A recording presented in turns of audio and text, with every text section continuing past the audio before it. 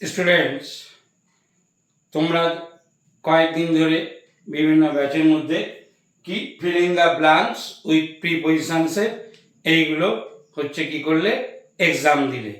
তাহলে আজকে আমি কি করছি, যেই এক্সামের যে আনসারগুলো হবে অর্থাৎ ফিলিং দ্য ব্ল্যাঙ্কসের যে প্রিপজিশনগুলো তোমরা বসিয়েছো, অনেকে ভালো মার্কস পেয়েছো, অনেকে ভুল হয়েছে, সেই আনসার্স নিয়ে আমি আজকে এটা কি করে দিচ্ছি, ডিসকাস করে দিচ্ছি। তাহলে তোমাদের পুরো ব্যাপারটা বুঝতে সুবিধা হবে। তোমরা অনেকে প্রাইজও পেয়েছো, কেউ ফার্স্ট, কেউ সেকেন্ড, কেউ থার্ড হয়েছো। যে নাকি 14 কোশ্চেন ছিল filling the blanks with prepositions. সাধারণত আমাদের এক্সামগুলোতে কি আসে, filling the blanks with articles and prepositions না, এখানে কিন্তু আমি কি দিয়েছি, অনলি প্রিপজিশনস, যাতে আমরা প্রিপজিশন ইউজগুলো ভালোভাবে প্র্যাকটিস করতে পারি। ওকে, চলো কথা না বাড়িয়ে আমরা শুরু করি। নাম্বার 1 দেখো, he sat dash me, he sat dash me. সে বসেছিল, তার মানে আমি এটা কি করতে পারি, আমার পাশে, তাহলে কি beside me. He sad beside me, beside মানে কি পাশে।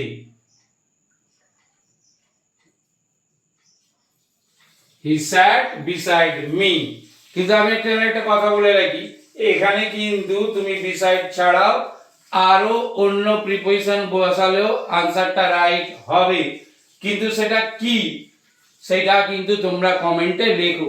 যেমন এখানে আমি লিখে দিলাম he sat beside me, সে আমার পাশে বসে ছিল, কিন্তু beside ছাড়াও আরো কিন্তু আনসার হতে পারে প্রিপজিশন এখানে বসালেও রাইট হবে। সেগুলো কি, সেগুলো তোমরা কমেন্টসে লিখবে। Number 2, my father lives, my father lives dash Rome. Rome একটা বিগ সিটি, তাহলে আমরা কি জানি, বড় কোনো হচ্ছে যদি নাম হয় জায়গা প্লেসের, তাহলে তার আগে আমরা কি বসাই, in.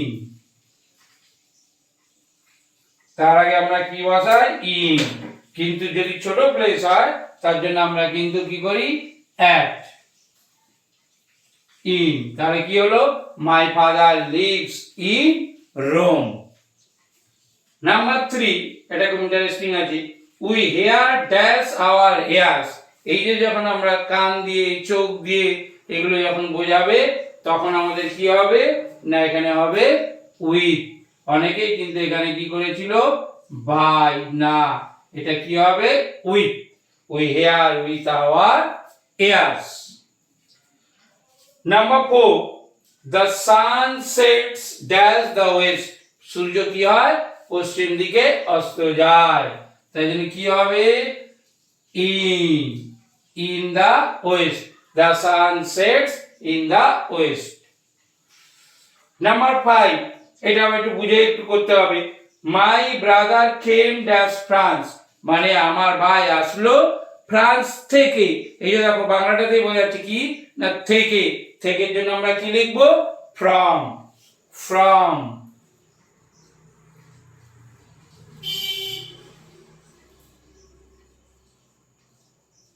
from, my brother came from France। Number 6, our school is closed that Sunday। our school is closed that Sunday, কোন ডে এর আগে আমরা কি করি, on। এটা একদম ভুলবে না যে ডে এর আগে কি বসাবো, on। Number 7, the class begins dash 9 am। তাহলে টাইম রয়েছে, টাইমের আগে আমরা কি করি না, at। টাইমের আগে আমরা কি বসাবো, at, at। the class begins at 9 am।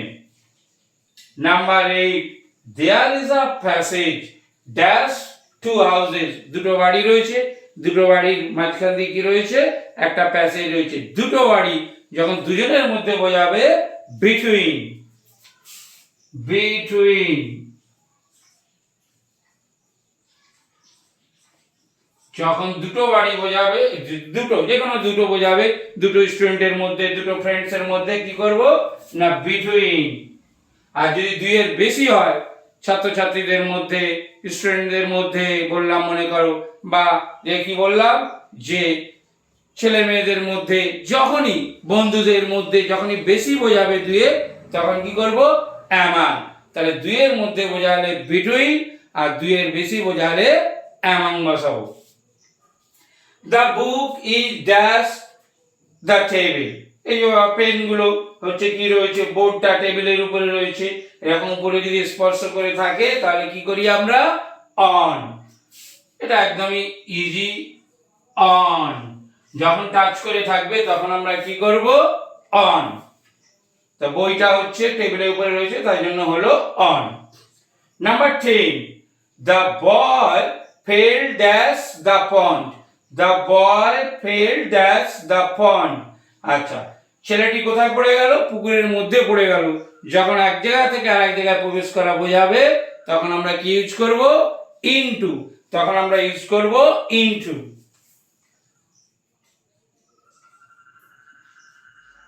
Into. China. China is dash the north of India. China হচ্ছে ভারতের উত্তরে।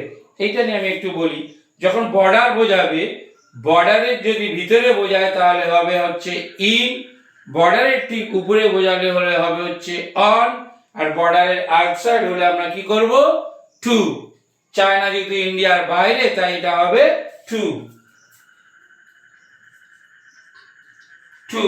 China is to the north of India. He left, সে রওনা হলো ড্যাশ লন্ডন, লন্ডনের জন্য রওনা হলো। তাহলে লেফটের সাথে কি হবে for, he left for London. He left for London. Number 13, he is waiting dash me. He is waiting dash me. সে আমার জন্য অপেক্ষা করছে, জন্য। তাহলে কি আসছে ফর।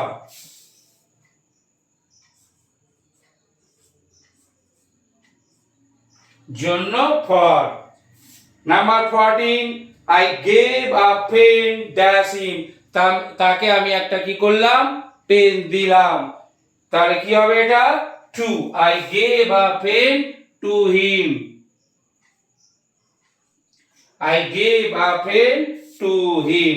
যে আমি তাকে একটা পেন দিলাম। তাহলে দেখো 14 প্রিপজিশনের একটা एग्जाम নেওয়া হয়েছিল, সেই অ্যানসারগুলো আমি বলে দিলাম। কিন্তু যদি প্রিপজিশন শিখতে হয় তাহলে প্রত্যেকটা কিন্তু আলাদা করে পুরো জানতে হবে। আমরা দেখো এক একটা করে আমরা শেখাই। অ্যাট কোথায় বসে, ইন কোথায় বসে, অন কোথায়, মনে করো 10টা অ্যাট হচ্ছে 10 জায়গায়, এরকম করে সিরিয়াল নাম্বার করে করে আমরা এগুলো কিন্তু শিখতে হবে। তবেই তুমি প্রিপজিশনের, আর প্রিপজিশনটা কিন্তু ইউজ করতে হলে প্রচুর পরিমাণে প্র্যাকটিস দরকার, কারণ এগুলো খুবই কনফিউজিং, তোমাকে জানার পরেও প্র্যাকটিস করতে হবে। তাই আজকে আমরা 14 করলাম, আবার অন্য কোনো ক্লাসে প্রিপজিশন নিয়ে আমাদের আলোচনা হবে। Thank you for watching this video.